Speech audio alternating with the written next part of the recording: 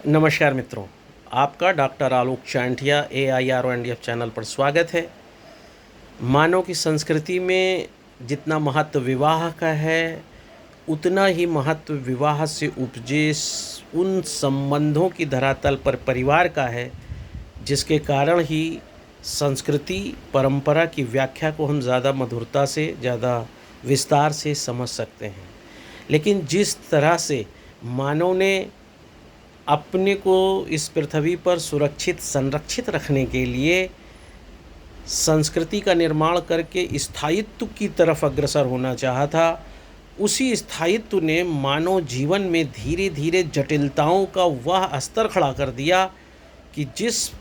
विवाह और परिवार को लेकर मानव अपने को पशु जगत में बिल्कुल अलग दिखाने का प्रयास कर रहा था, वह फिर से पशु जगत के नज़दीक जाने लगा। और यही कारण था कि विश्व की बहुत सी एजेंसी, खासतौर से संयुक्त राष्ट्र संघ द्वारा इस बात को महसूस किया गया कि परिवार के प्रति लोगों को फिर से वापसी की ओर प्रेरित किया जाना चाहिए। और 1994 में संयुक्त राष्ट्र संघ द्वारा 15 मई को हर वर्ष विश्व परिवार दिवस मनाए जाने की आवश्यकता और उसको मनाए जाने का क्रम शुरू हुआ। वैसे तो यह 89 से आरंभ हो चुका था, लेकिन ऐसा भी नहीं है कि 1994 से पहले परिवार की आवश्यकता को महसूस नहीं किया गया था। जब 1948 में द्वितीय विश्व युद्ध के बाद हुए एक विशाल नरसंहार के बाद यह महसूस किया गया कि मानव में अभी भी पशुता का वह अंश मौजूद है, जिसमें एक मानव दूसरे मानव को पूरी तरह से 46 गुणसूत्र पर खड़ा हुआ मानव नहीं समझ पा रहा है। वह एक पशु की तरह दूसरे पशु के ऊपर आक्रमण कर रहा है, हिंसा कर रहा है, अपने अधिकारों को जमाने का प्रयास कर रहा है। यूँ तो अभी भी यह क्रम जारी है, चाहे वह यूक्रेन और रूस का युद्ध हो, चाहे फ़िलिस्तीन और इज़राइल का युद्ध हो, जहाँ पर अभी भी मानव को सांस्कृतिक मानव समझते हुए प्रेम भावना से रहने का संचार नहीं होता दिखाई दे रहा है। लेकिन 1948 में 10 दिसंबर को सार्वभौमिक मानवाधिकार घोषणा पत्र बनाया गया, और जो इसका अनुच्छेद 10 है, 10 जहाँ पर परिवार की आवश्यकता पर जोर देता है, वहीं पर अनुच्छेद 16 की उपधारा 1 और 3 इस बात पर जोर देती है कि विवाह के माध्यम से परिवारों की स्थापना होनी चाहिए और परिवार की सुरक्षा होनी चाहिए।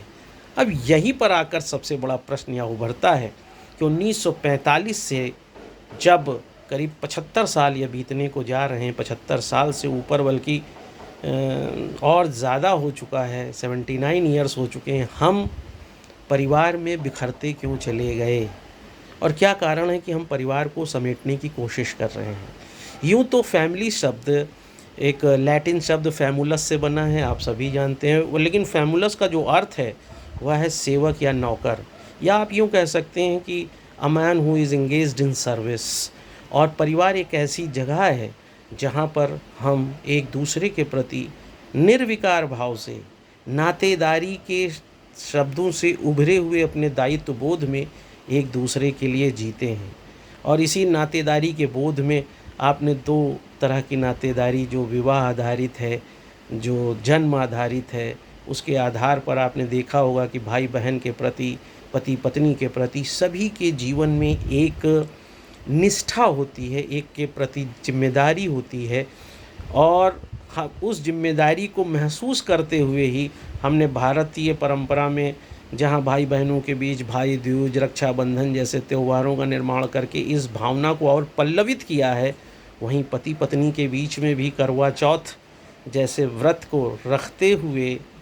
हरछठ जैसे व्रत को रखते हुए माँ बेटे का, पति पत्नी का संबंध मजबूत बनाने का किया है। लेकिन उन सब के पीछे दायित्व तो यही था, उद्देश्य यही है कि परिवार मजबूत होने चाहिए।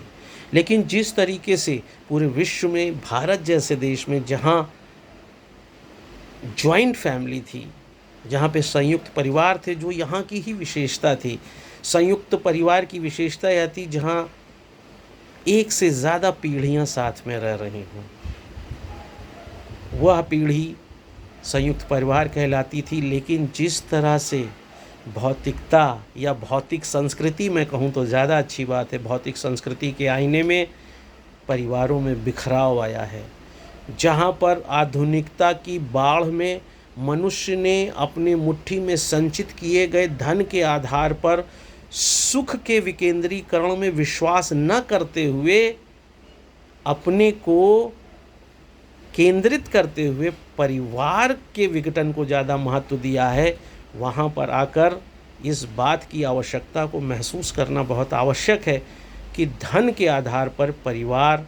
अब ज़्यादा विघटन की स्थिति में है। नहीं तो पहले एक ही घर में सभी भाई अपने पत्नियों के साथ रहते थे, जिसे आप एक्सटेंडेड फैमिली कहते हैं। जब एक ही की पीढ़ी के लोग, सभी लोग शादीशुदा हों, साथ रहें, तो इसे एक्सटेंडेड फैमिली कहते हैं। लेकिन चाहे वह जॉइंट फैमिली हो, चाहे एक्सटेंडेड फैमिली हो, उससे कहीं ज़्यादा अब आपको न्यूक्लियर फैमिली दिखाई देगी, नाभिकीय परिवार, जहाँ पति पत्नी और अविवाहित बच्चे रह रहे हो। लेकिन इस क्रम में जो सबसे बड़ी विडंबना पैदा हुई है वह यह है कि पति पत्नी और अविवाहित बच्चों के कारण जिस परिवार के दूसरे सदस्य में बुजुर्ग या माता पिता आते थे, जो परिवार की परिभाषा में होने चाहिए, लेकिन उपनिवेशवाद में जिसे परिभाषा में परिवार की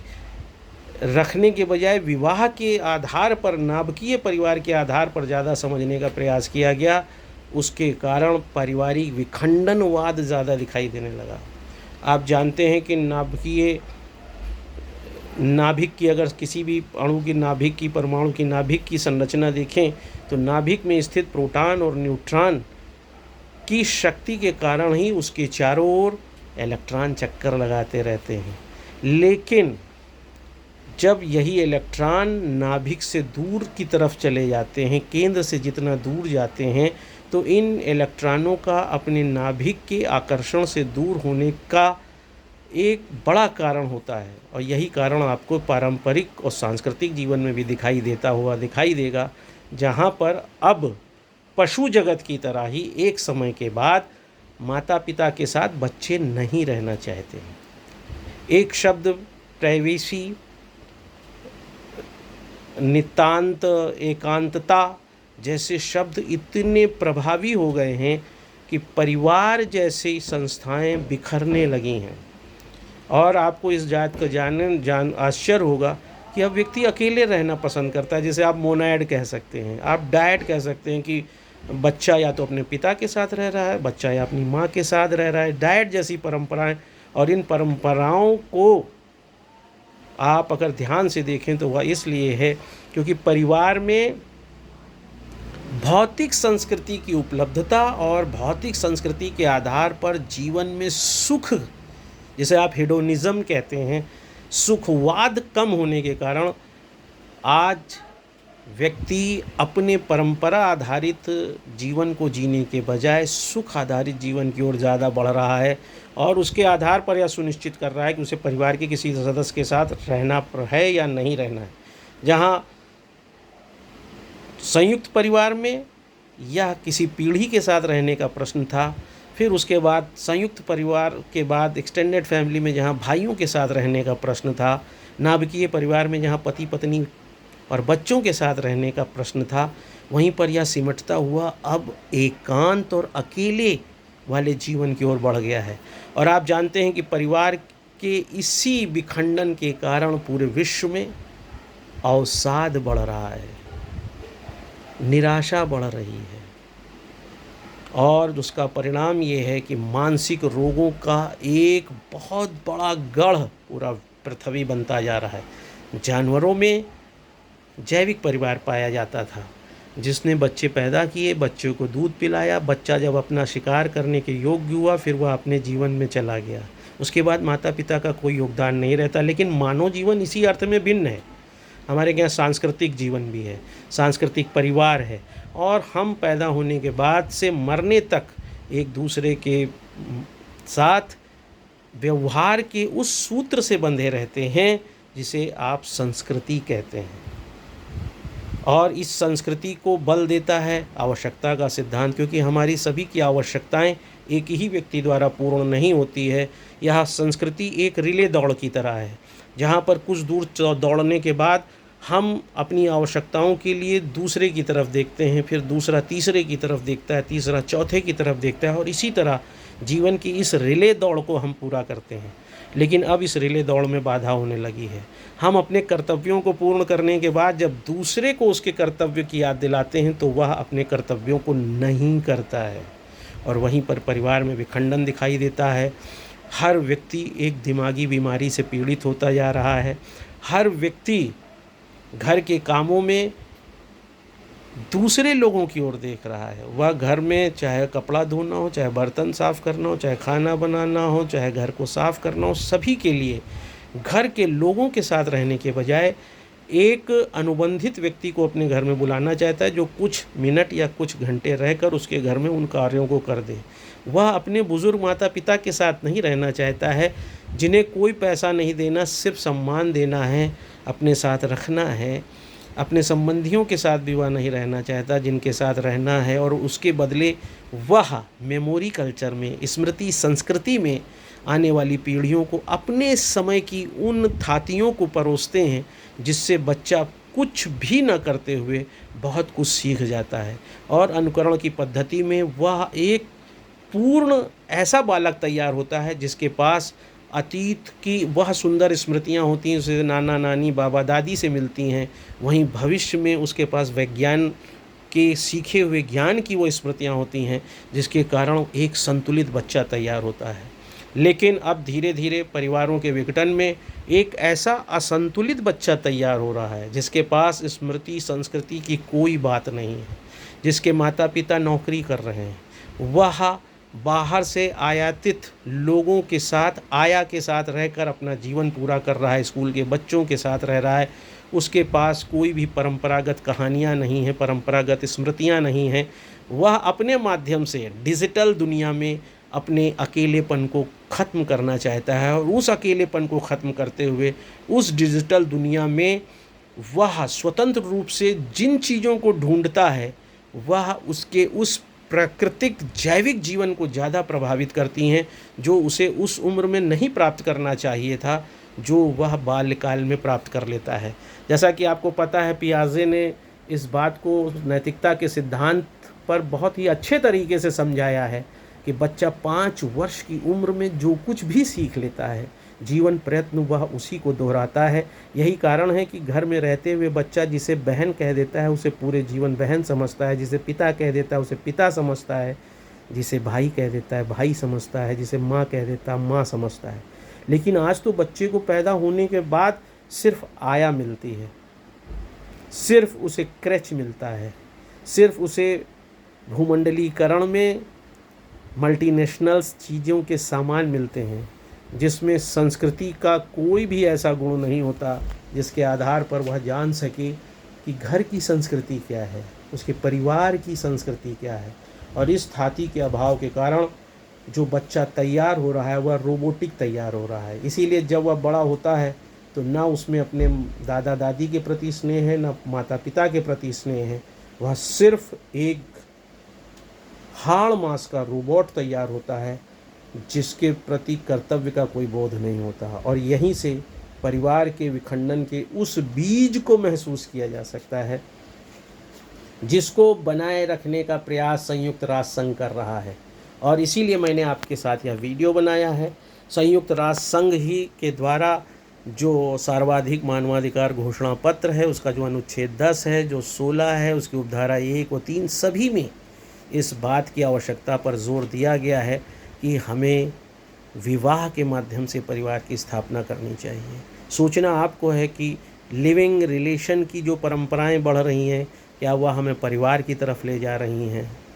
क्या उन लिविंग रिलेशन के नाम पर एक अपराध बोध के साथ जो बच्चे पैदा किए जा रहे हैं, क्या उन अपराध बोध में बच्चों के पैदा होने के बाद उन्हें परिवार की उन परंपराओं का ज्ञान हो पाएगा, या फिर हम उन बच्चों को अनाथ की तरह सड़कों पर छोड़ेंगे? परिवार की परिभाषा में हमें परिवार को समझने के लिए सबसे पहले परिवार की परंपराओं को अपनाना होगा। भारत ग्रामीणों का देश है। लगभग 6,40,000 गांव इस देश में हैं। करीब 10 करोड़ से ज़्यादा जनजातीय लोगों की जनसंख्या है, जो 8.6% कुल पॉपुलेशन का रिप्रेजेंट करती हैं। लेकिन सिर्फ शहरीकरण के आकर्षण में, भूमंडलीकरण के आकर्षण में, उस सबसे ज़्यादा भौतिक संस्कृति से अचंभित होते हुए जिस तरीके से लोग तलाक ले रहे हैं,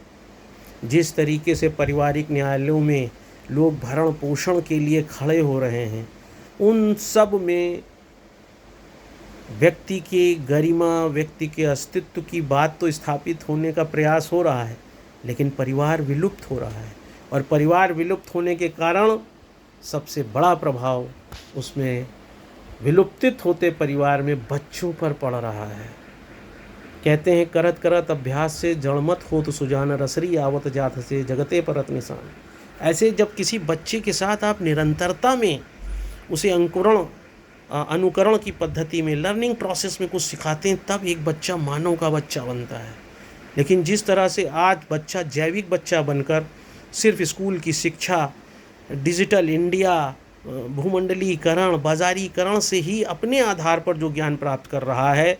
उसमें उन तंतुओं का अभाव है जिसे आप नातेदारी कहते हैं, जिसे आप परंपरा कहते हैं, जिसे आप संबंध कहते हैं। और यही कारण है कि आज आने वाली पीढ़ियों को ना तो पति पत्नी के लिए निभाए जाने वाले संबंधों पर विश्वास है, ना भाई बहनों के लिए बनाए जाने वाले संबंधों पर विश्वास है। उन्हें सिर्फ ये पता है कि हमारा संपत्ति में क्या अधिकार है, हमको कितना भरण पोषण मिल सकता है। और इसका सबसे कड़वा पहलू ये है कि अगर परिवार में माता पिता की स्थितियां खराब ना होती तो भारत जैसे देश में 2007 में भरण पोषण कानून माता पिता के लिए न लाना पड़ता। आज लोग अपने माता पिता को खाने को नहीं दे रहे हैं, उन्हें अपने साथ घर में नहीं रखना चाह रहे हैं, क्योंकि उनको लगता है घर छोटा हो गया है। जिन माता पिता ने, जिस माँ ने अपने नन्हे से कोख में एक विशाल बच्चे को जन्म देने की ताकत रखी होती है, उसी माँ को हम बाहर से बाहर रख देते हैं। और इसमें हम यह नहीं कहना चाहते कि वृद्धाश्रम बढ़ रहे हैं, हम यह कहना चाह रहे हैं परिवार क्यों बिखर रहा है, इस पर विचार होना चाहिए। कानून बहुत बन गए हैं, कानून के आधार पर परिवार बचाए जा रहे हैं, लेकिन आपको सोचना चाहिए कि आज मानव अपने आपस में हंसता नहीं है। परिवार के साथ उसे एक खींच होती है, उसे एक चिड़चिड़ापन आता है, क्योंकि वह जिन चीज़ों की ओर बढ़ गया है, लर्निंग प्रोसेस में अब उसके दिमाग में, अवचेतन में जो चलता रहता है, उस अवचेतन के में कहीं वह सुंदर परंपराएं नहीं रह गईं जो उसे माता पिता भाई बहनों के साथ रहते हुए सीखनी पड़ती हैं। उसे अपने घर की रसोई में बनने वाले उन सामानों में रुचि नहीं है, उसे केवल ऑनलाइन डिलीवरी भोजन में इंटरेस्ट हो गया है। और इन सब ने परिवार को एक नई परिभाषा दिया है, जिसमें आज पशु जगत की तरह ही मानव सिर्फ बच्चा पैदा करके और उन बच्चों के प्रति विधिक रूप से जो अधिकार उसके हैं उनको पूर्ण करना चाहता है, जो एक गंभीर समस्या है। चाहे कोई रिश्ता हो, आपके माता पिता हो, आपके बच्चे हों, आपकी पत्नी हो, आपका पति हो, सभी के प्रति आप सिर्फ इसलिए अधिकारों की पूर्ति कर रहे हैं क्योंकि एक चरम पर जाकर वह विधिक रूप से आपसे न्याय मांग सकता है। नहीं तो मन से, तन से और धन, इन तीनों से आप किसी के साथ जुड़ना ही नहीं चाहते हैं। और यह एक बहुत ही खतरनाक स्थिति है। आपको यह सोचना होगा कि आज मोनैड या डैड की संख्या क्यों बढ़ रही है, आज इवन न्यूक्लियर फैमिली क्यों ख़त्म होती जा रही हैं, एक्सटेंडेड और जॉइंट फैमिली की तो मैं बात ही नहीं करता। यह हमें सोचना होगा कि क्या कारण है कि फैमिली जैसे लैटिन शब्द का जो अर्थ था, जो सर्विस का भाव था, वह क्यों ख़त्म हो गया। आज हम क्यों अपनों के लिए जीना नहीं चाहते हैं, और उस न जीने के कारण हमारी मुट्ठी में क्या है, एक तनाव, एक चिंता, एक अवसाद, एक निराशा और दवाओं की कुछ गोलियां, ऑर्डर से मंगाया गया भोजन और किराए का एक मकान। क्या मानव जीवन या मानव संस्कृति का अभिप्राय यही था? जिस दिन आपके दिमाग में यह विश्लेषण आ जाएगा, फिर से मानव संस्कृति जागेगी, जिंदा होगी और परिवारों की स्थापना होगी। यही विश्व परिवार दिवस के दिन आप सभी के सामने मेरा आग्रह है, आशय है। अगर यह बात आपको समझ में आती है कि परिवार बिखर रहे हैं और सिर्फ इसलिए कि हम केवल धन के आधार पर इस बात का आकलन करने लगे हैं कि हमारे पास भौतिक संस्कृति कितनी है, हम सामाजिक संस्कृति, मनोवैज्ञानिक संस्कृति से दूर हो गए हैं, तो निश्चित रूप से यह वीडियो आपको परिवार की तरफ फिर से लौटने की ओर प्रेरित करेगा और अखिल भारतीय अधिकार संगठन अपने उद्देश्यों में सफल होगा। यही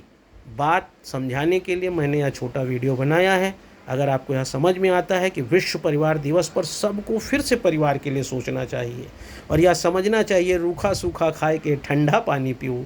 देख पराई चूपड़ी मत ललचावे चियो। और ये देख पराई चूपड़ी का मतलब सिर्फ भौतिक संस्कृति है। आपको यह समझना होगा संतुलित भोजन क्या है। यह शरीर उस मोटरसाइकिल की तरह देखा जाना चाहिए जिसमें आपको पता है कि पेट्रोल डाला जाता है। आप इस शरीर में डीजल भी क्यों डाल रहे हैं, मिट्टी तेल भी क्यों डाल रहे हैं, इसे बर्बाद कर रहे हैं केवल इसलिए क्योंकि आपने अपनी भौतिक संस्कृति के दायरे इतने बढ़ा लिए हैं कि आपने अपने शरीर के प्रति सोचना बंद कर दिया है। और इस शरीर के प्रति न सोचने के कारण इस शरीर को जिस सुख की ओर आप ले जाना चाहते हैं, उस सुख के कारण आप अपनों से, परंपराओं से, संस्कृति से दूर होते जा रहे हैं। और उसके बाद मुट्ठी में आपको सिर्फ परिवार की वह राख मिलती है जिस राख में न ऊर्जा है, न जीने का लालित्य है। इसलिए आज आवश्यक है कि आप परिवार की महिमा को समझें और परिवार को क्यों जीना चाहिए इसको महसूस करें, ताकि मैं आलोक चांडिया फिर से किसी अच्छी बात पर आपके साथ रहूं। नमस्कार।